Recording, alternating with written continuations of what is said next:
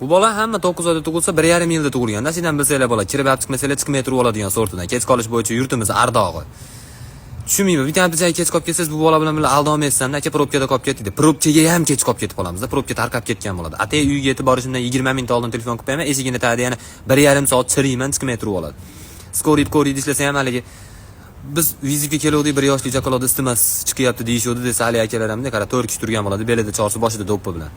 Ha, uka, ashi kichkina bola 70 ga kirib o'ldi, bugun yilida turibmiz. 69 yil yashaverdi istima bilan. U tashlagan narsa bo'ladi, tushunyapsizlar? Nimaga kech qoldingiz? Aqlli odamlar kech qoladi deb ber. Sen uni aqlli odamlar soatga qarashni bilmaydi degan anaqa tuhmat qilmagin, nariyoqqa borganingda ushlash bo'lsa birov ajratmaydi-mi? Chiqib qo'ysang ham aqlli odamlarga to'nga beramaysiz. Chiroyli odamlar ham kech qoladi deb ber. Seni nima aloqang bor chiroyli odamlarga?